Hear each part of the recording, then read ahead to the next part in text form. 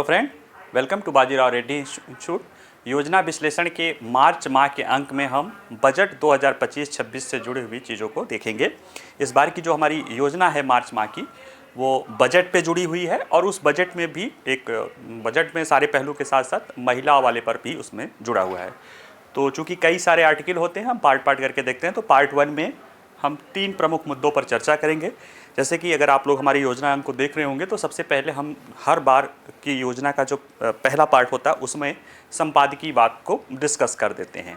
संपादकीय उस योजना के बारे में संक्षिप्त रूप में आपको बता देता है कि इसमें आगे क्या डिस्कस होना होगा, और ये आपको एग्ज़ाम के समय जब प्री रहता है या मेंस रहता है, जब आपको ये जल्दी वाली तैयारी करने की होती है, तो ये थोड़ा सा संपादकीय इंपॉर्टेंट होता है। तो उसमें है उज्ज्वल भविष्य के लिए बजट निर्धारण। इसमें पूरे योजना के बारे में मुख्य पहलू बताया गया है। दूसरा जो आर्टिकल है वो है विकसित भारत 2047 का रोड मैप। ये भारत के मुख्य आर्थिक सलाहकार द्वारा एन नागेश्वर राव द्वारा जो है लिखा गया आर्टिकल है। काफ़ी डिटेल आर्टिकल है, तो इसको हम डिटेल में समझेंगे।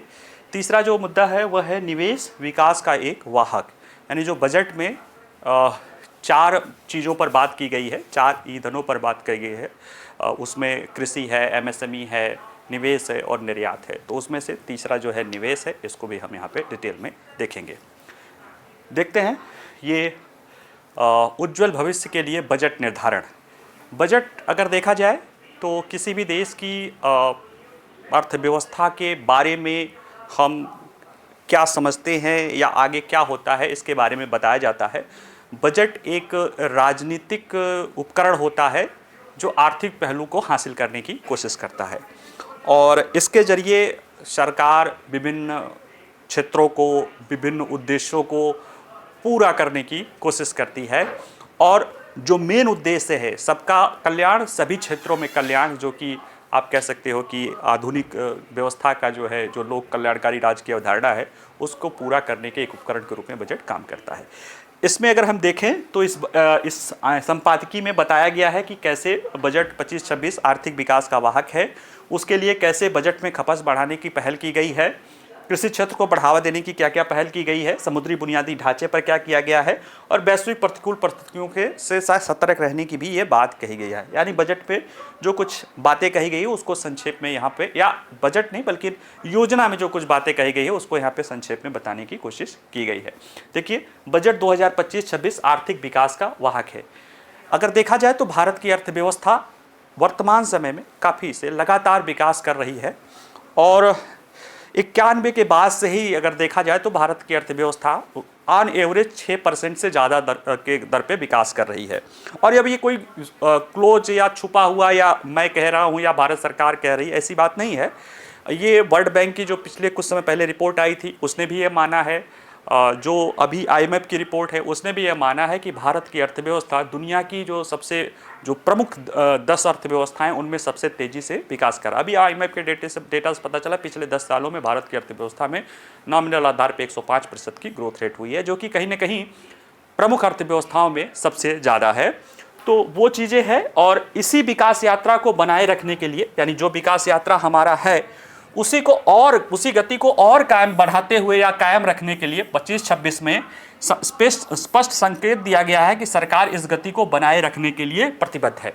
और विकास को बढ़ावा देने के लिए क्या करना होगा, सरकार का क्या उद्देश्य है? विकास को बढ़ावा देना है, निवेश बढ़ाना है, अपने नागरिकों के जीवन की समग्र गुणवत्ता को बढ़ाना है, आदि पर इस पर ध्यान केंद्रित किया गया है। और इस बजट में बजट के जो आर्थिक विकास का लक्ष्य है उसमें लक्ष्य है 2047 तक भारत को विकसित भारत बनाना है। इंटेंशन है समावेशी तरीके से हमें वहाँ पे पहुँचना है।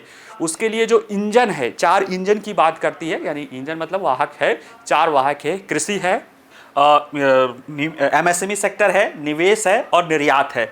साथ ही साथ जो फ्यूल है वो सुधार है। तो ये सारे पहलू जो है हम आगे अपने आने वाले विभिन्न जो है आर्टिकल्स में विभिन्न जो विद्वानों द्वारा, काफ़ी वरिष्ठ विद्वानों द्वारा जो लिखा गया है उनके में एक एक करके हम समझने की कोशिश करेंगे।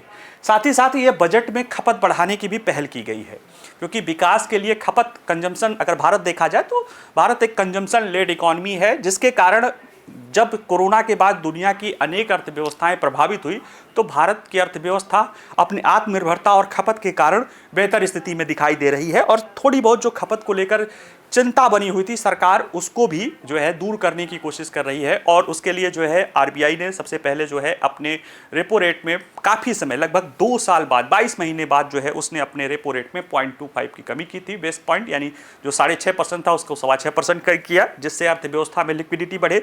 और इसी के साथ कदम ताल मिलाते हुए बजट में सरकार ने मध्यम वर्गों को कर छूट भी दिया है, 12 लाख रुपए तक की कर छूट दिया है, जिससे मध्यम वर्ग के पास कुछ पैसा बचे जो वो अपने खर्च कर सके या तो अपने निवेश में कर सके, और उसका जो होलिस्टिक प्रभाव जो है पूरे अर्थव्यवस्था में देखने को पड़ेगा।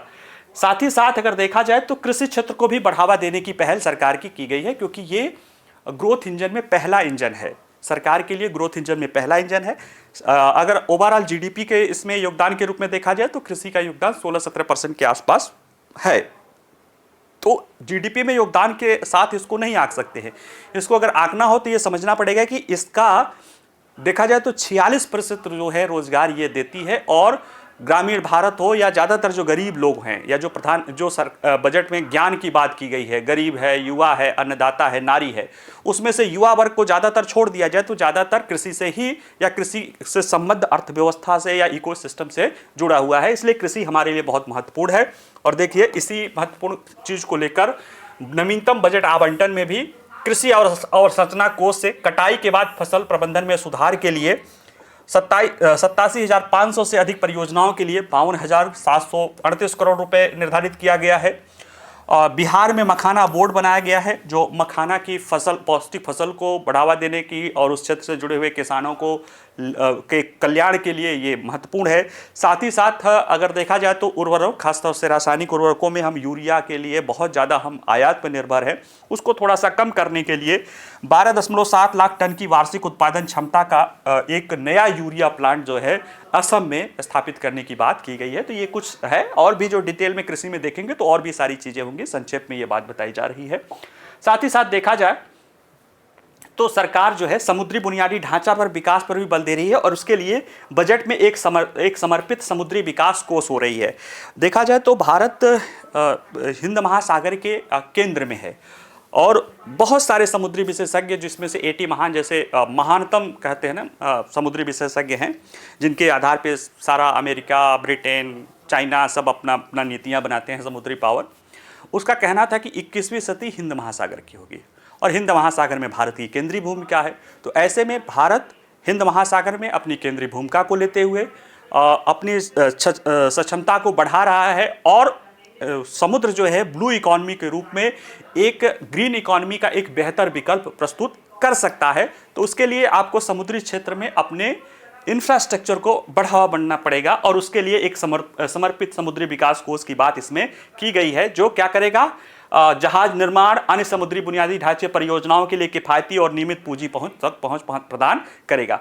अगर देखा जाए तो इसमें इस योजना में ये बात भी बताई गई है कि वैश्विक स्तर पर परिस्थितियां प्रतिकूल है, हम बड़े अच्छे तरीके से बढ़ रहे हैं, लेकिन इसका मतलब ये नहीं है कि हमारे आसपास का वातावरण चुनौतीपूर्ण नहीं है। दो युद्ध चल रहे हैं एक दूसरे का, एक कहते हैं कि डीग्लोबलाइजेशन की तरफ स्थिति है, या सप्लाई चेन के जो ग्लोबल सप्लाई चेन है उसमें काफ़ी उथल पुथल जो है मची हुई है, और ऐसे में भारत पे भी इसके प्रभाव पड़ने की संभावना है। इसको लेकर भी ध्यानपूर्ण होने को लेकर जो है इसमें हमें अपनी योजना में लेख मिलेगी कि कैसे हमें इससे सुधार करने की ज़रूरत है। और साथ ही साथ चूंकि ये मार्च माह में 8 मार्च भी पड़ता है, जिसमें महिला दिवस भी पड़ता है, तो महिलाओं को लेकर एक जेंडर बजटिंग या अन्य लेकर 2-3 आर्टिकल जो है योजना में महिलाओं को लेकर भी उसमें हमारी योजना में जो हम अभी देख रहे हैं उसमें मिलेगा। इस पार्ट में नहीं, नेक्स्ट पार्ट में मिलेगा। कई सारे करीब 13-14 आर्टिकल हैं, तो एक बार में तो हो ही नहीं सकता है, तो उसमें हम मिलेगा। देखिए जो पहला आर्टिकल है ये भारत के मुख्य आर्थिक सलाहकार द्वारा जो है लिखा गया है, और इसमें जो मेन इनका जो टॉपिक है कि विकसित भारत 2047 का रोड मैप। प्रधानमंत्री नरेंद्र मोदी जब 15 अगस्त 2022 को आज़ादी की 75वें वर्षगांठ पे लाल किले से अपना भाषण दे रहे थे, तब उन्होंने एक बात कही थी कि देश एक अमृत काल में पहुंचा है। अमृत काल मतलब आज़ादी का 75वां वर्ष मना रहा है। और 75 से लेके 100 साल, यानी जब 2047 में हम 100 साल होंगे तो ये 25 साल को वो अमृत वर्ष माना है, जिसमें भारत ने एक प्रण लिया है, भारत और भारतीयों ने एक प्रण लिया है कि जब हम आज़ादी के 100 वर्ष मनाएं तो भारत एक विकसित भारत के क्रम में रहे। हालांकि इस बजट के पहले तक सरकारों ने विकसित भारत के बारे में कोई स्पष्ट, भारत सरकार ने कोई स्पष्ट बात नहीं कही थी। हालांकि इस बजट में बताया है, स्पेशली बताया है कि विकसित भारत में क्या क्या चीज़ें होनी चाहिए, लेकिन जो विकसित भारत यानी कुछ लोग उसको उच्च आय वाले देश कहते हैं, उसके अनुसार जो है भारत को अभी जो हाल फिलहाल अभी स्थिति है कि $14,005 से ज़्यादा होना चाहिए 2023, तो 47 में उसी तरह से कर सकते हैं, यानी कि एक उच्च आय वाले देश में कम से कम तो बनना पड़ेगा।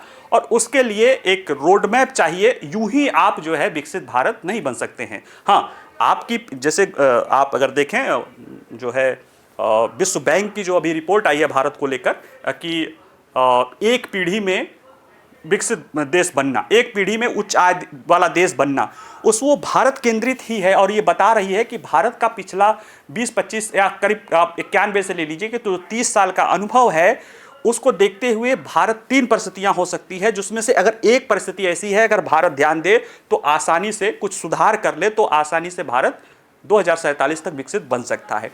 तो ये चीज़ें नहीं है कि अनअचीवेबल नहीं है, अचीवेबल है, उसके लिए कुछ करने की ज़रूरत है।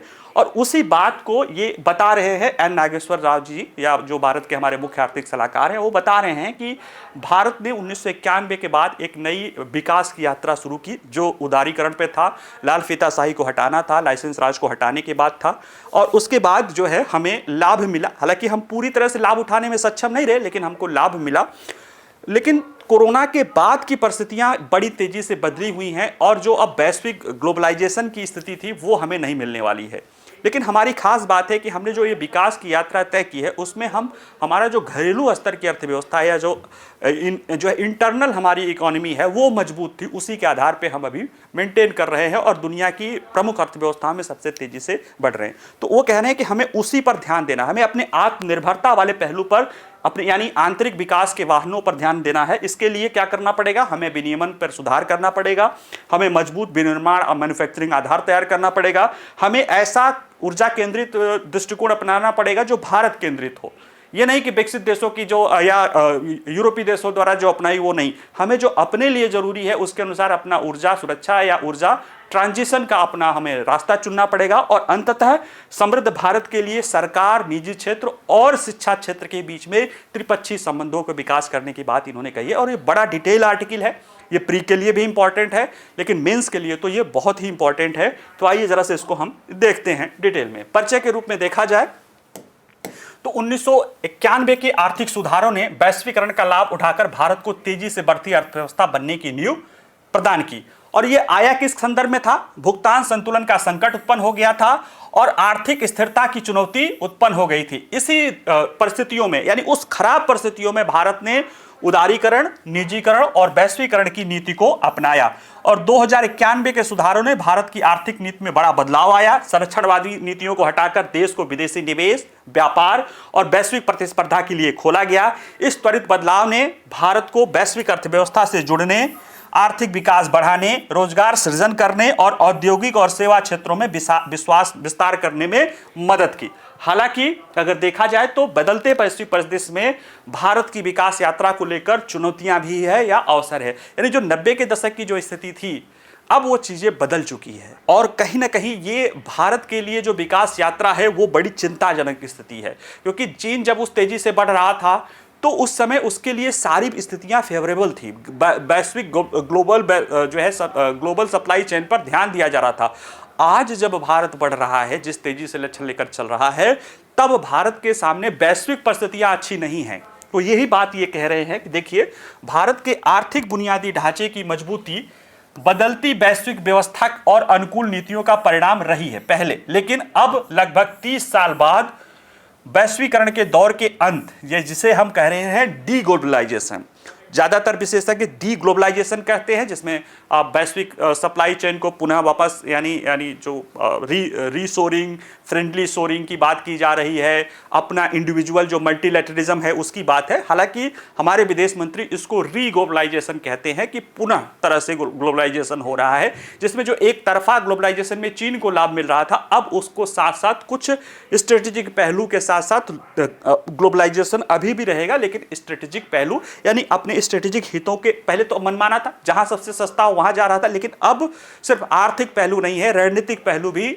जो है ध्यान दिलाएगा ग्लोबल सप्लाई चेन के ट्रांसफर होने में या वहां पे केंद्रित होने में।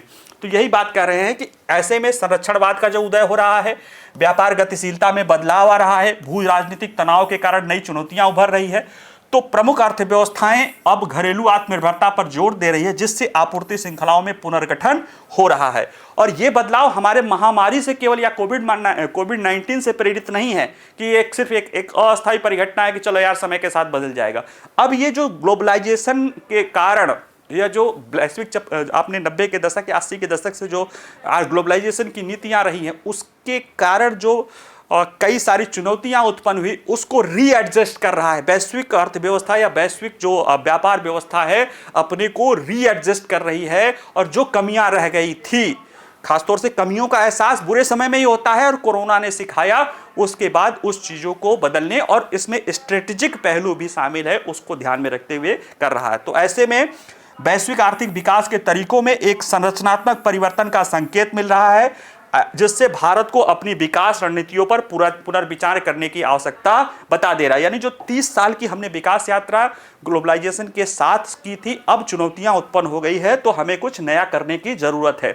और ऐसे में 2047 तक विकसित भारत बनने की यात्रा में उच्च विकास बनाए रखना एक चुनौती होती है, क्योंकि पारंपरिक विकास मॉडल अब उतने प्रभावी नहीं रहे हैं। क्यों? भू आर्थिक विखंडन हो गया है, ऊर्जा ट्रांजिशन की बात की जा रही है, जलवायु परिवर्तन भारत की उत्पादकता और नीतियों को प्रभावित कर रहा है। साथ ही साथ 2036 तक हर साल हमें 78.5 लाख गैर कृषि नौकरियों का सृजन करना पड़ेगा, 100% साक्षरता देना पड़ेगा, शिक्षा की गुणवत्ता में सुधार करना पड़ेगा, तेजी से बुनियादी ढांचे का विकास करना पड़ेगा। ये सारी परिस्थितियां हमारे सामने कुछ चुनौतियां और अवसर के रूप में है। तो ऐसे में हमें अगर 2047 का विकसित भारत का लक्ष्य तय करना है तो कुछ और करना पड़ेगा। उसके लिए क्या होता है, जब देखिए बार बार हम लोग जैसे तैयारी करना, हो सकता है आप लोग भी चर्चा करते हो, तो एक दूसरे को कहा जाता है यूपीएससी के पहली बार तो लड़का सोचता है कि खूब तैयारी कर लो, बाद में उसको समझ में आता है कि तैयारी नहीं, यूपीएससी के लिए तैयार रहा जाता है, तो किसी भी परिस्थिति के लिए। और वो तैयार कब रहेगा कि आपकी जो सबसे ताकतवर चीजें हैं उसको उभारो, बाकी जो कमजोरियां हैं उनको दूर करने की कोशिश करो, लेकिन जो आपकी ताकत है उसे उभारो। तो ये 30-35 साल का जो हमारा 30 साल या 35 साल मान लो, 90-91 से 33-34 साल का जो हमारा आर्थिक विकास का दौर रहा है, जिसमें भारत ने 6% से ज़्यादा का ग्रोथ रेट तय किया है, उसमें कुछ भारत की अपनी ताकत रही है। वो है कि अंदरूनी इकोनॉमी हमारी मजबूत रही है, जिसके बल पे कोरोना के बाद जब दुनिया के ज़्यादातर देशों की हालत खराब हो गई, यहाँ तक कि चीन की हालत खराब हो गई, तब भी भारत एक बेहतर स्थिति में अपने को बना रहा है, और दुनिया वैश्विक स्तर पर इसे एक उभरता या चमकता सितारा देख रही है। तो वही जो स्थिति है कि हमें अपने आंतरिक विकास वाहकों को पुनः सक्रिय करना होगा, ये बात कह रही है। तो आंतरिक विकास कारक क्या है? देखिए, आत्मनिर्भर भारत आंतरिक विकास वाहकों के माध्यम से समृद्धि हमें हासिल करनी होगी।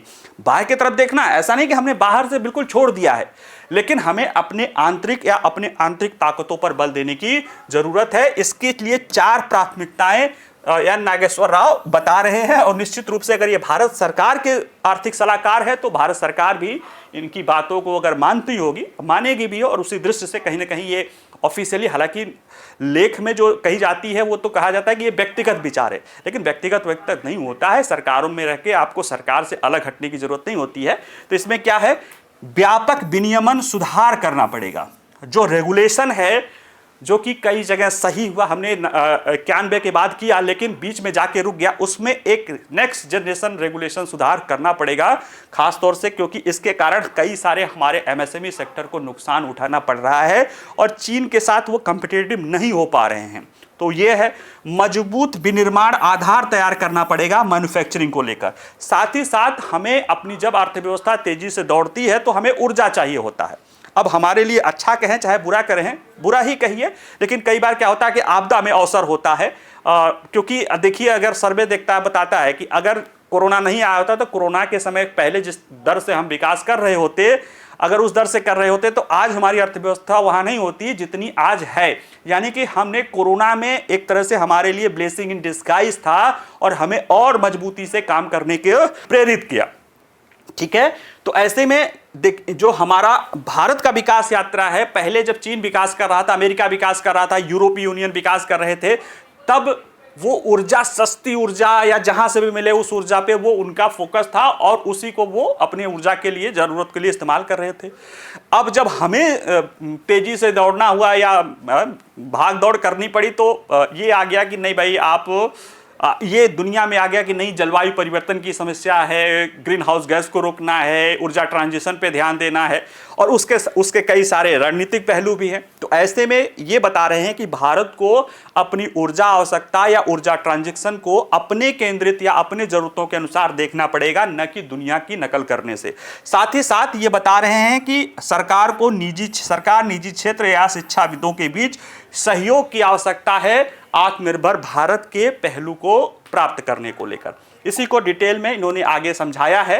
देखिए, विकास के लिए व्यापक विनियमन सुधार। देखिए, कह रहे हैं कि 90 के आर्थिक सुधारों में भारत में लाइसेंसिंग राज को समाप्त करके उद्यमशीलता और विदेशी निवेश को बढ़ावा दिया, जिसमें व्यापार अनुकूल माहौल बना और आर्थिक विकास तेज हुआ। यह एक सतत प्रक्रिया रही जिसमें भारत सरकार ने पिछले एक दशक में शासन और विनियमन सुधारों को प्राथमिकता दी है और नीतिगत प्रयासों का उद्देश्य क्या है कि रेगुलेशन को सरल बनाना है और आर्थिक गतिविधियों को अधिक सुगम बनाना है। सरकार ने 2014 से कई सारे किया है, जैसे 20,000 से अधिक अनुपालनों को सरल बनाया है, 300 कानूनों को दंड या जो है हटाया है या सरल किया है, जिसमें जन विश्वास 1.0 और जन विश्वास 2.0 की बात बजट में की जा रही है। ठीक है, श्रम कानूनों का सरलीकरण किया जा रहा है, व्यवसाय से जुड़े निगमों का अपराध मुक्तकरण किया गया है, वन नियमों में भी थोड़ा सा बहुत संशोधन किया गया है, बुनियादी व्यवसायिक गतिविधियों में भी बाधाओं को कम किया गया है, संरचनात्मक सुधारों में जीएसटी लाया गया है, आईबीसी लाया गया है यानी दिवालिया अधिनियम लाया गया है, रेरा लाया गया है जो कि कंस्ट्रक्शन क्षेत्र के लिए है, और ये सारी चीज़ें जैसे इंडिया स्टेक आया है, यूआईडी यानी आधार आया है, यूपीआई है, डायरेक्ट बेनिफिट ट्रांसफर है, ये सारी पहले पिछले 10 सालों में सरकार ने की है। किसके लिए? विनियमन में सुधार को लेकर। एक और जरूरत क्यों है विनियमन में सुधार की? क्योंकि अत्यधिक विनियमन विकास में बाधक बन जाता है। यह दिखा रहा है कि विनियमन आर्थिक विकास को बढ़ावा देता है, जैसे नियम कानून व्यवस्था को बढ़िया करते हैं। क्योंकि कई बार क्या होता है कि अगर कोई नियम कानून नहीं है तो फिर जंगल राज है, फिर जो ताकतवर होगा वो जीत जाएगा। और जैसे एक सपोज करो कि कोई ट्रैफिक है, चौराहा है जिस पे कोई ट्रैफिक लाइट नहीं है, तो वहां पे जाम लग जाएगा। ट्रैफिक लाइट है तो वो सही ढंग से चलने लगेगा। लेकिन बहुत ज़्यादा अगर विनियमन होने लगता है, बहुत ज़्यादा, इसको आप ट्रैफिक के सिद्धांत से नहीं चला सकते हैं, लेकिन जब बहुत ज़्यादा विनियमन करने लगता है, जैसे माँ बाप अपने बच्चों को बिल्कुल नहीं छोड़ेंगे तो बिल्कुल वो बर्बाद हो जाते हैं, ध्यान देते हैं तो आगे बढ़ते हैं, लेकिन ज़रूरत से ज़्यादा ध्यान देने लगते हैं तब वो बच्चों की आगे बढ़ने की संभावना समाप्त हो जाती है और वो फिर आगे कह सकते हैं ना कि वो समय के साथ शायद नहीं चल पाते हैं। तो यही बात कर रहे हैं कि अत्यधिक विनियमन छोटे और मध्यम उद्यमों पर भारी लागत डालता है, जिससे वे जटिल प्रशासनिक प्रक्रियाओं में जूझने लगते हैं। और इसका हमारे बाबू लोग आज भी, सरकार ने रेड टेपिज्म के जगह ग्रीन टेपिज्म लाया है, यानी आप उद्योग धंधों को बढ़ावा देने की कोशिश करो। और हमारे यहाँ पे बाबू लोग, यानी जो जिसकी तैयारी आप लोग कह रहे हैं उनको बाबूडम बोला जाता है, उनका सोच क्या है? उनकी सोच है कि मानसिकता अभी वही है कि अभी हम इनको अकड़ाएंगे, लटकाएंगे, भटकाएंगे तो ये हमारे क्या करेंगे? अपीज करेंगे। अपीज में पैसे और इस तरह की चीज़ें जो है भ्रष्टाचार का एक जरिया दिखाई देता है। देखिए, सर्वेक्षण बता रहा है इस साल का इकोनॉमिक सर्वे कि एमएसएमई है, इसमें भवन मानकों के कारण उसके 50% उसके जमीन का वो इस्तेमाल कर ही नहीं सकता। जमीन इतना महंगा है शहरों में और उसका भवन मानदंड के कारण उसका 50% जमीन उसके किसी काम का नहीं आता है। और कड़े श्रम नियमों के कारण जब कभी जरूरत पड़ती है किसी त्योहारी सीजन में तो वो बहुत ज़्यादा उसका लाभ नहीं ले पाता। तो ये सारी चीज़ें हैं जो कहीं ना कहीं हमारे एसएमई सेक्टर्स को क्या बना रही है? वैश्विक स्तर पे जो एसएमई सेक्टर है उसके मुकाबले कमजोर बना रही है। और आपको तो मुकाबला करना ही पड़ेगा, नहीं तो क्या होगा? दुनिया की सस्ती चीजें आके आपके यहाँ पे पड़ जाएंगी। तो ये चीजें हैं। और साथ ही साथ जो शैक्षणिक मानदंड है, जो व्यवस्था बनी है हमारे यहाँ पे यूजीसी या एआईसीटीसी के जो नियम है उच्च शिक्षा में, वो कोई व्यापार के साथ या जो उद्योग के साथ उसमें कोई लचीलापन है ही नहीं। वो एक सेट पैटर्न है, उसी के आधार पे चल रहा है, जिसके कारण हम स्किल लोगों को क्या कर रहे हैं, तैयार नहीं कर पा रहे हैं। इसीलिए एक सुव्यवस्थित विनियमन मुक्ति राजनीतिक प्रतिस्पर्धा और नवाचार बढ़ाती है, निजी निवेश को आकर्षित करती है। आर्थिक सर्वेक्षण भी बता रहा है कि वे राज्य जहां व्यापार करने में या ईज ऑफ डूइंग बिजनेस में आसानी है, वहां पे व्यापार तेजी से फल फूल रहा है। तो ऐसे में ये बता रहा है कि हमें नियमन को बेहतर को नियमन करने की आवश्यकता है। बजट में भी कई सारे प्रावधान किए गए हैं, जैसे आयकर अधिनियम को सरल बनाया गया है, द्विपक्षीय निवेश संधियों को निवेशक अनुकूल बनाया गया है, व्यापार और जीवन सुगमता में भी यानी ईज ऑफ बिजनेस और ईज ऑफ लिविंग दोनों में सुधार शामिल करने की बात की गई है। गैर वित्तीय क्षेत्रों के विनियमन के लिए एक समिति की भी गठित की गई है। आपूर्ति श्रृंखलाओं के लिए भी जो है लचीला कुशल नियामक ढांचा भी बनाने की बात की जा रही है। और इससे कहीं ना कहीं उचित विनियमन से आर्थिक स्वतंत्रता को बढ़ावा मिलेगा, घरेलू उद्योग मजबूत होंगे और वैश्विक निवेश आकर्षित होगा। दूसरा जो है हमारा, एक तो चलो विनियमन व्यापक है, दूसरा है मैन्युफैक्चरिंग सेक्टर। और मैन्युफैक्चरिंग सेक्टर को इकोनॉमी में फोर्स मल्टीप्लायर बताया जाता है कि यानी ये जो भी आपका ताकत रहेगी, शक्ति रहेगी, उसको बढ़ा देता है, क्योंकि ये अपने पीछे की जो होती है प्राइमरी इकोनॉमी, वहां से एक्सेस लेवल लेता है, वहां से इनपुट लेता है और सर्विस सेक्टर के लिए ये आउटपुट के रूप में भी काम करता है और एक बेस के रूप में काम करता है। और किसी भी देश की अर्थव्यवस्था बगैर मैन्युफैक्चरिंग सेक्टर के सस्टेन नहीं कर पाती है। तो इसलिए इस पर भी हमें विशेष ध्यान देने की जरूरत है, क्योंकि ये वो क्षेत्र है जो हमारा कमजोर रह गया है किसी कारणों से। बहुत सारे कारण हैं यहाँ पे डेवलप करने, और किसी एक दो सरकार की बात नहीं है, ये अंग्रेजों के समय से चली आ रही नीति, और बाद में शुरुआत में हमने उसको सुधारने की कोशिश नहीं की, इसके कारण ये सारी चीजें दिखाई दे रही है। लेकिन अभी हमें पीछे के कह के तो बच नहीं सकते हैं, या उसका कोई विकल्प तो है नहीं, क्योंकि आप दुनिया बड़ी क्या होती है, रूथलेस है, निर्मम है। आपको अपने को खुद बदल कर आगे बढ़ना पड़ेगा और उसी दिशा में काम भी हो रहा है। देखिए, इतिहास में विनिर्माण शक्ति किसी भी राष्ट्र की आर्थिक समृद्धि का प्रतीक रही है। ये बताते हैं कि प्राचीन भारतीय साम्राज्य चोल या गुप्त हो, या मध्ययुगीन यूरोप हो, या 19वीं सदी का ब्रिटेन हो, या 20वीं सदी का अमेरिका हो, इसके उदाहरण हैं कि वो मैन्युफैक्चरिंग सेक्टर या विनिर्माण सेक्टर के कारण ही वो ताकतवर रहे हैं। और ये 20वीं सदी नहीं, 21वीं सदी में भी देखा जा सकता है, क्योंकि पूर्वी एशियान देशों जो है 1970 के दशक में मैन्युफैक्चरिंग सेक्टर का विकास देखा गया है। चीन जो वर्ष 2000 में वैश्विक विनिर्माण में 6% हिस्सेदारी रखता था, वर्ष 2000 में सिर्फ 6% हिस्सेदारी थी, आज इसकी हिस्सेदारी 2030 तक उम्मीद कर रहा है कि 45% हो जाएगी। और इस आधार पर वो अमेरिका को भी चुनौती देने लगा है हर तरह से। तो ये बता रहा है कि विनिर्माण शक्ति आर्थिक क्षमता को बढ़ाने का होता है। यह एक आर्थिक बड़गुलक के रूप में या फोर्स मल्टीप्लायर के रूप में भी काम करता है। जैसे यहाँ पे 3 प्रमुख पहलुओं के कारण ये एक बल गुणक का काम करता है। जैसे औद्योगिक नेटवर्क का निर्माण करता है, जैसे ऊर्ध्वाधर सेल्फ सस्टेन इकोसिस्टम, जैसे वियतनाम में फाइबर टू फैशन कंपनियां, पोत निर्माण कंपनियां, या 36 इंटरकनेक्टेड इंडस्ट्रीज नेटवर्क के रूप में विकसित हो सकता है, जैसे कि चीन में कि एक कोई इंडस्ट्री आती है उसके आसपास ढेर सारी इंडस्ट्री डेवलप हो सकती है। कौशल विकास यानी फर्म स्तर पर कौशल विकास को बढ़ावा देता है, जिससे कम आय वाली अर्थव्यवस्थाओं को बिना भारी शिक्षा में निवेश के भी लाभ मिलता है, जैसा कि पूर्वी एशियाई देशों में हुआ है कि धीरे धीरे वहां पे फिर इंडस्ट्री के साथ ही जुड़ के वो लोग स्किल सीखते जाते हैं। और अवसंरचना और शासन में भी सुधार एक महत्वपूर्ण हो जाता है। देखिए, सशक्त विनिर्माण क्षेत्र बुनियादी ढांचे के विकास, शासन सुधार और विनियामक बाधाओं को कम करने में मदद कर सकता है। एक किताब है हर्नांडो सी सोटो की किताब है द मिस्ट्री ऑफ कैपिटल, में बताया गया है कि कैसे औद्योगिक क्रांति से पहले इंग्लैंड ने अपने संस्थानों और शासन में सुधार किया, जिससे औद्योगिक विकास को बढ़ावा मिला है। तो मैन्युफैक्चरिंग के लिए आपको ये सुधार पहले ही करने पड़ेंगे, इसलिए इसमें भी ये फोर्स मल्टीप्लायर की भूमिका अदा करता है। भारत में विनिर्माण का विस्तार और प्रौद्योगिकी की उन्नति देखा जाए तो जो लक्ष्य है 2030 तक भारत को हर साल 80 लाख के आसपास रोजगार सृजन को करना पड़ेगा गैर कृषि क्षेत्र में। और इतना बड़ा रोजगार बगैर विनिर्माण क्षेत्रों को मजबूत किए आप नहीं कर सकते हैं। तो इसमें जो प्रमुख पहले होंगी, ऋण सहायता देना पड़ेगा, एमएसएमई आदि को देने की जरूरत है जो शुरू किया गया है, म्यूचुअल क्रेडिट गारंटी योजना भी देना पड़ेगा, इसके लिए भी पहल की गई है। बुनियादी ढांचा सुधार करना पड़ेगा, जैसे 2014 से 24 के बीच बंदरगाहों पर प्रत्यावर्तन समय यानी उसमें लगने वाला समय कम हुआ है। लॉजिस्टिक प्रदर्शन सूचकांक में भी हम बेहतर स्थिति में पहुंचे हैं, 54 से 38 पर आए हैं। औद्योगिक प्रौद्योगिक और उद्योग 4.0 यानी जो न्यू टेक्नोलॉजी है, जिसमें हम कह सकते हैं कि एआई है, रोबोटिक है, ऑटोमेशन है, सेमीकंडक्टर है, जैव प्रौद्योगिकी है, है, इन क्षेत्र में भी हम आगे भी बढ़ रहे हैं और सहयोग भी कर रहे हैं। इसके लिए हमने जो है प्रोडक्ट लिंक इंसेंटिव योजनाएं भी लाई है, बहुत सारी चीज़ें जो है दिखाई दे रही है। और हमें ध्यान देना है कि श्रम गहन और प्रौद्योगिकी गहन उद्योगों के बीच संतुलन की जरूरत है। देखिए दुनिया में जो अभी ज़्यादातर चीज़ें दिखाई दे रही थी या वैश्वीकरण में जो मैन्युफैक्चरिंग में जो औद्योगिक जो है टेक्नोलॉजी प्रौद्योगिकी गहन दिखा गया, क्योंकि द्वितीय विश्व युद्ध के बाद ज़्यादातर पश्चिम के देशों में जनसंख्या काफ़ी कम हो गई थी, श्रम बल की बहुत कमी हो गई थी, जबकि भारत के पास ढेर सारा श्रम बल है। तो वो एग्जैक्ट नीतियां यहाँ पे नहीं चल सकती हैं। हालांकि जो प्रौद्योगिकी नीति है ये भी संस्था को कॉम्पिटिटिव रहने से मदद करती है। तो यहाँ पे ध्यान होगा कि हमें ऐसे उद्योग श्रम गहन क्षेत्रों के जो है बनाने हैं जो पूरक बन सके, जिससे नौकरियां समाप्त किए बिना भी विनिर्माण, लॉजिस्टिक और आपूर्ति श्रृंखला की दक्षता बढ़े। देखिए प्रधानमंत्री जी जो है जब अभी पेरिस में जो है AI एक्शन समिट हुआ था तो उसकी जो को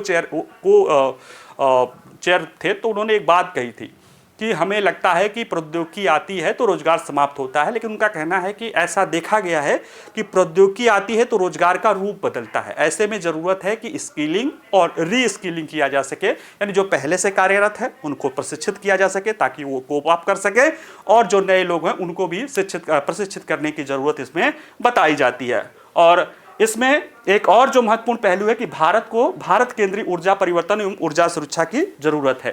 देखिए भारत के आर्थिक विकास में जलवायु परिवर्तन और हरित ऊर्जा परिवर्तन की महत्वपूर्ण भूमिका है।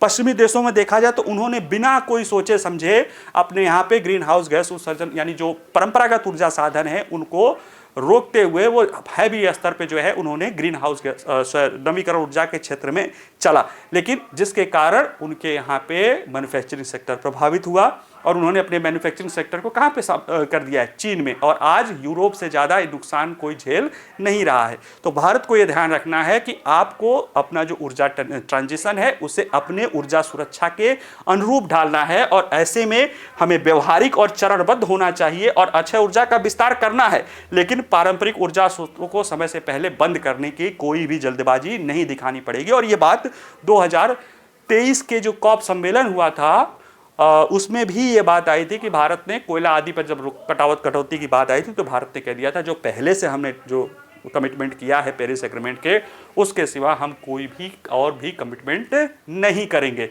हम ऊर्जा ट्रांजिशन करेंगे और हम अपने शर्तों पर भी करेंगे। ठीक है, तो ये बात कह रहा है। और इसमें जैसे परमाणु ऊर्जा से जो भी हमारे इस बजट में आया कि 47 तक 100 गीगावाट बिजली बनाने की बात है, ऊर्जा दक्षता प्रबंधन के लिए मिशन लाइफ है, ये सारी नीतियां हमें इसमें मददगार कर सकती हैं। साथ ही साथ समृद्ध भारत के लिए त्रिपक्षीय सहमति होनी चाहिए।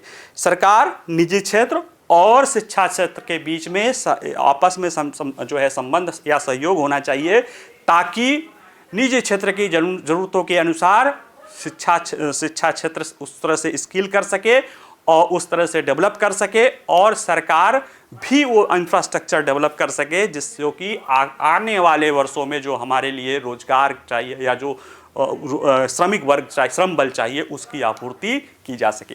तो ये कुल मिला के ये बातें उन्होंने बताई है। निष्कर्ष के रूप में देखा जाए तो भारत की 2047 तक विकसित राष्ट्र बनने की यात्रा सिर्फ एक आकांक्षा नहीं है, बल्कि आर्थिक, जनसांख्यिकी और भू राजनीतिक आवश्यकता के रूप में भी है। और जो परिस्थितियां हैं वो आर्थिक रूप से विखंडन है, विखंडन जो है उच्च विकास को बनाए रखने के लिए और आंतरिक विकास स्रोतों पर ध्यान केंद्रित करने की जरूरत कर रही है। इसके लिए जो ये 4 चीजें बताई गई है कि हमें विनियामकी सुधार करना पड़ेगा, हमें अपने विनिर्माण सेक्टर को बढ़ाना पड़ेगा, हमें भारत केंद्रित ऊर्जा पर संचरण या ऊर्जा सुरक्षा पर बल देने की जरूरत है, और अंततः जो है सरकार, निजी क्षेत्र और शिक्षा के त्रिपक्षीय संबंधों के डेवलप करने की आवश्यकता इसमें बताई गई है। और यही करके हम ऐसे देखा जाए तो भारत एक ऐसे निर्णायक मोड़ पर है जहां नीतिगत फैसले यह तय करेंगे कि वह उच्च आर्थिक की अर्थव्यवस्था बनेगी या मध्यम आय की अर्थव्यवस्था में वो ट्रैप कर जाएगी।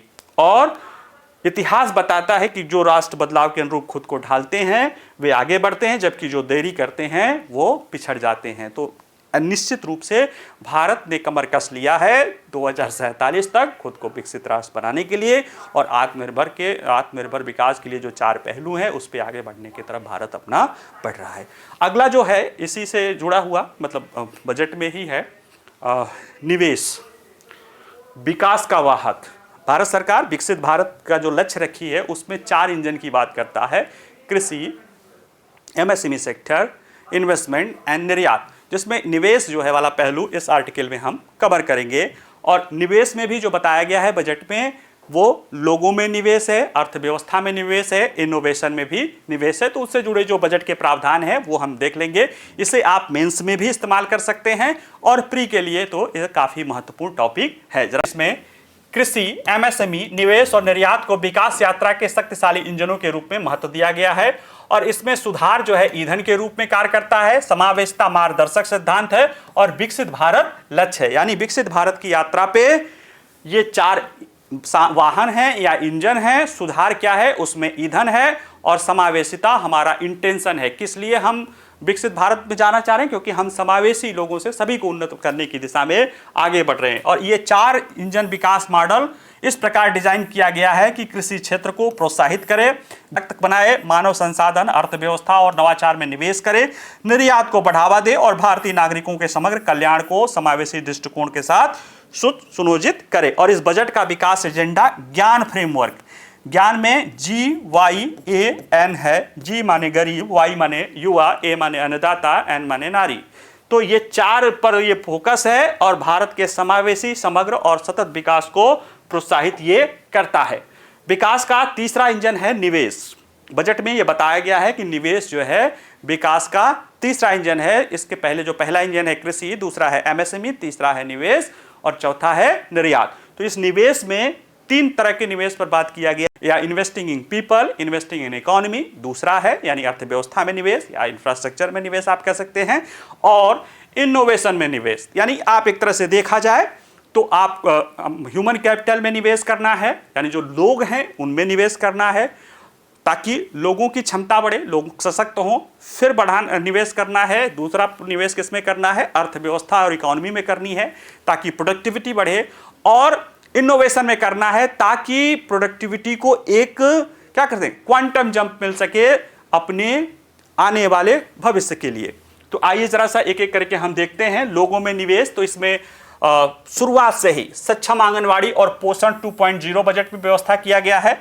देखिए, आंगनवाड़ी और पोषण कार्यक्रम 2 के तहत 8 करोड़ से अधिक बच्चों, 1 करोड़ से अधिक गर्भवती महिलाओं, स्तनपान कराने वाली और आकांक्षी जिलों की 20 लाख महिलाओं को क्या किया जाए, उनके पोषण संबंधी सहायता पर ध्यान दिया गया है। अटल टिंकरिंग प्रयोगशाला है जो बच्चों में जिज्ञासा और इस तरह का डेवलप कर रहा है। 5 वर्षों में सरकारी स्कूलों में 50,000 अटल टिंकरिंग लैब बनाया जाएगा जो बच्चों में ही इनोवेटिव और जो है रिसर्च अप्रोच जो है डेवलप करेंगे। साथ ही साथ अगर देखा जाए तो भारतीय भाषा पुस्तक स्कीम बनाई जाएगी। सरकार का योजना है कि भारतीय भाषाओं में डिजिटल रूप से पुस्तकें प्रदान करने के लिए व्यवस्था की जा रही है। राष्ट्रीय कौशल उत्कृष्टता केंद्र बनाया जाएगा। तो पिछले साल के जुलाई ध्यान दिया गया है और 5 राष्ट्रीय कौशल उत्कृष्टता केंद्रों को स्थापित किया जाएगा। आईआईटी में क्षमता का विस्तार किया जाएगा। बजट में बताया गया है कि पिछले 10 वर्षों में 23 आईआईटी में विद्यार्थियों की संख्या में 100% वृद्धि हुई है। 2014-15 तक जहां जो 65,000 आईआईटी के छात्र थे, अब वो संख्या बढ़ के 1,30,000 हो गई है। और इस बजट में कहा गया है कि 5 और आईआईटी बनाया जाए, 5 और आईआईटी में 6500 और विद्यार्थियों को शामिल करने के लिए इसमें सुविधाजनक बनाने की बात की गई है। साथ ही साथ शिक्षा के लिए एआई में उत्कृष्टता केंद्र बनाया जाएगा, इस पर बल दिया गया है और 500 करोड़ रुपए इसके लिए व्यय किया गया है। कृषि, स्वास्थ्य और धारणीय विकास में पहले से ही है एक्सीलेंस सेंटर, अब शिक्षा के क्षेत्र में भी एक्सीलेंस सेंटर के विकास की बात की गई है। चिकित्सा शिक्षा का भी विस्तार करने की बात की गई है। पिछले 10 वर्षों में जो है 1,10,000 जो है स्नातक और स्नातकोत्तर चिकित्सकों की जो है टोटल सीटें हैं, यानी एमबीबीएस और एमडी की मिला के है, जो देखा जाए कि पिछले 10 वर्षों में 110% की वृद्धि देखी जा रही है।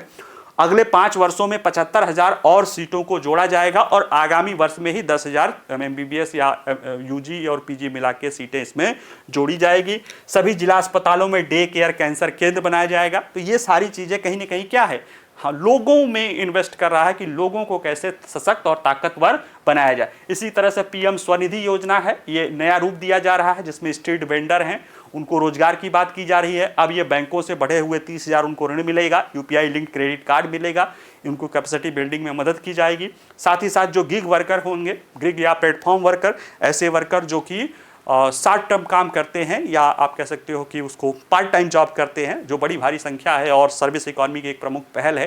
जैसे पिज्ज़ा बॉय, डिलीवरी बॉय और ऊबर ऑटो, इस तरह के चलाने वाले जो लोग हैं, उन पर ध्यान देने की ज़रूरत है। और उनके लिए भी सरकार ने पहल किया है कि उनको ई श्रम पोर्टल से जोड़ा जाएगा, और जो प्रधानमंत्री का जन आरोग्य योजना है उसके तहत उनको उसका बेनिफिशियर बनाया जाएगा, ताकि उनकी सोशल सिक्योरिटी मेंटेन की जा सके। अब लोगों में तो निवेश कर दिया, अगला जो निवेश का है कि वो अर्थव्यवस्था में निवेश या इन्वेस्टिंग इन इकोनॉमी की बात की जा रही है। और देखिए, इसमें कहा जा रहा है कि बुनियादी ढांचे में सार्वजनिक निजी भागीदारी को बढ़ाने की बात की जा रही है। और इसमें यह कहा गया है कि ऐसे मंत्रालय जो कि बुनियादी ढांचे से जुड़े हैं वो 3 साल की परियोजनाओं की पाइपलाइन लेकर आएगा कि जिन्हें पीपीपी मोड में चालू किया जा सकता है, पब्लिक प्राइवेट पार्टनरशिप मोड में चालू किया जा सकता है। राज्यों को भी इसके लिए प्रोत्साहित किया जाएगा ताकि वो India infrastructure project development fund योजना से वो लाभ ले सकें। बुनियादी ढांचे के लिए राज्यों को सहायता दी जा रही है। पिछले 1-2 साल से ही सरकार की योजना है कि वो राज्यों को कैपिटल इन्वेस्टमेंट के लिए 50 साल के लिए बिना ब्याज के जो है ऋण उपलब्ध करा रही है। पहले यह संख्या 50,000 थी, अब बढ़ा के जो है 1,50,000 करोड़ रुपए कर दिया जाएगा। परिसंपत्ति मौद्रीकरण योजना, एसेट मोनेटाइजेशन कहा जा रहा है, 25 से 30 अगले 5 वर्षों में 2021 में घोषित किया गया था, फिर इसे बढ़ा दिया गया है। और यह है कि कम से कम 10 लाख करोड़ की नई जो है जो हमारे पास एसेट है उसको मोनेटाइज करके 10 लाख करोड़ रुपए की पूंजी इकट्ठा किया जा सके और इसके बाद इंफ्रास्ट्रक्चर में निवेश कर सके। और देखा जाए तो अकेले जो है हमारा जो NHAI के प्रोजेक्ट हैं उन्हीं के ही एसेट मोनेटाइजेशन से ही 5 लाख करोड़ से ज़्यादा की जो है आपको पूंजी इकट्ठा हो सकती है। एसेट मोनेटाइजेशन में क्या करते हैं कि उसको आप क्या करते हैं, शेयर जो मार्केट है या जो कैपिटल मार्केट है उसमें से आप उससे पूंजी लेते हैं इनमिट बॉन्ड के जरिए। ठीक है, 2028 तक जल जीवन मिशन है, पहले 2019 में शुरू हुआ था ये योजना और अब तक इसको 15 करोड़ से अधिक परिवारों को जल से नल उपलब्ध किया जा रहा है। ग्रामीण भारत में 80% परिवार जो है इसका हिस्सा हो गया है। 100% करने के लिए जो है इस कवरेज को 2028 तक बढ़ा दिया गया है। और इसमें मेन बल यह है कि जो इंफ्रास्ट्रक्चर बन गया है वो इंफ्रास्ट्रक्चर मेंटेन रहे ताकि लोगों को घरों तक स्वच्छ पेयजल उपलब्ध हो सके। ये नहीं कि पाइप डाल दी गई है और वो समाप्त हो जाए, उसको मेंटेन रखने के लिए भी ये योजना का विस्तार 2028 तक किया गया है। शहरी चुनौती निधि बनी है, शहरी क्षेत्रों की समस्याओं को लेकर शहरों को विकास केंद्रों के लिए किया गया है। इसमें 1 लाख करोड़ रुपए की पूंजी किया गया है ताकि जो स्ट्रेस वाली परियोजनाएं हैं उनको पूरी की जा सके।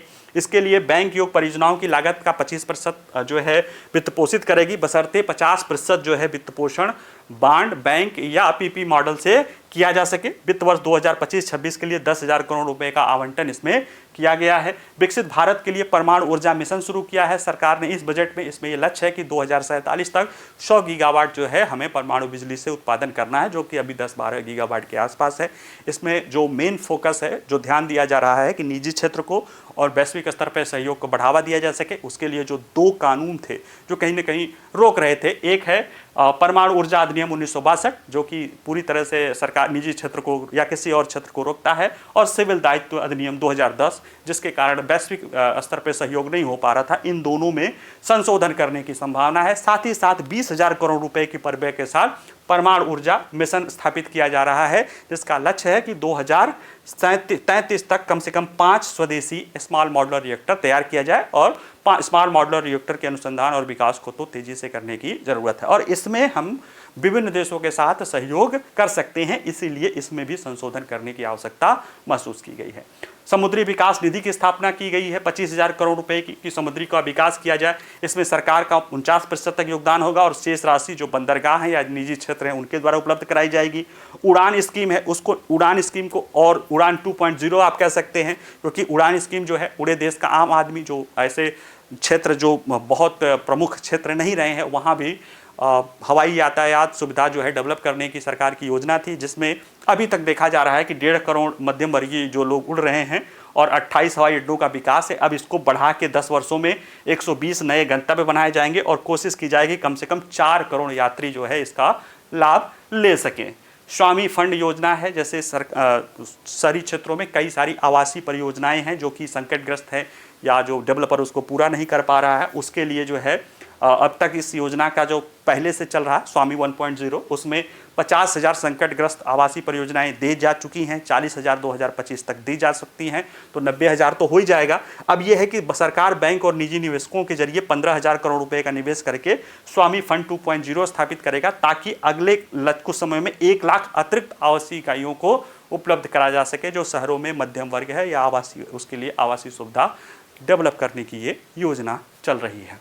तो ये कुछ जो है, हाँ, रोजगार प्रेरित विकास के लिए पर्यटन का भी बल है। सरकार 50 पर्यटन स्थलों को राज्यों की भागीदारी के साथ करेगा, जिसमें युवाओं के लिए गहन कौशल विकास कार्यक्रम, आतिथ्य प्रबंधन संस्थाओं को शामिल करेगा, होम स्टे के लिए मुद्रा ऋण की सुविधा करेगा, पर्यटन स्थलों की यात्रा और संपर्क में सुधार करेगा, पर्यटकों की सुविधाएं, स्वच्छता और विपणन बेहतर करने के लिए राज्यों को प्रोत्साहन करेगा, और आध्यात्मिक और धार्मिक पर्यटन को बढ़ावा देने हेतु भगवान बुद्ध से जुड़े स्थलों के विकास पर भी ध्यान किया जाएगा। और ये को बहुत बड़ा अनटैप्ड क्षेत्र है जिसको भारत कर सकता है, क्योंकि आप एंशिएंट अर्थव्यवस्था में देखेंगे तो मंदिर इकोनॉमी महत्वपूर्ण भूमिका अदा कर रही है। और जिस तरह से उत्तर प्रदेश में चाहे काशी विश्वनाथ कॉरिडोर बना हो, या अयोध्या में भगवान श्री राम का मंदिर बना हो, या अभी जो महाकुंभ आयोजित किया गया है, जिस तरह से लोकल स्तर पे उसने रिलीजियस टूरिज्म को बढ़ावा दिया है, वो एक बताती है कि सरकार की ये योजना अगर सही ढंग से चलाए तो काफ़ी हद तक जो है विकास और रूरल लेवल पे जो है या लोकल लेवल पे जो है रोजगार जनरेट कर सकती है।